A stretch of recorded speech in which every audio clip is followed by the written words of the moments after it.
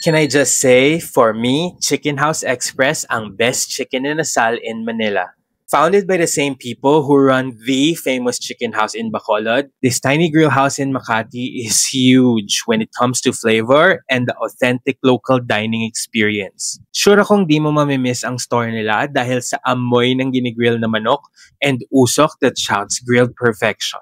It looks to me na na-marinate and half-grill na yung chicken and they will finish it at the hot grill as you order. Kaya alam mo talaga na fresh from ihaw yung isa-serve sa'yo. I also noticed na may extension na pala yung store nila compared to my last visit. Meron ng air-conditioned dining area just behind the grill. Dito na din yung line both ng dine-in and take-out orders. Nag-take-out lang ako para makaiwas sa usok and asthma pero I appreciate na kompleto pa din ang condiments nila na para kang naka-dine-in ang experience. I say this is the best. Yung crispy charred parts from the grill, yung perfectly juicy na meat, and yung perfect balance ng timpla. Hindi ito matamis unlike many of the inasals in the metro. Perfect na perfect ang pinigang kalamansi sa toyo, a bit of sinamak, and syempre, chili. Hindi rin kompleto ang experience kung walang chicken oil. And can I just say, they make the best buttery chicken oil out there.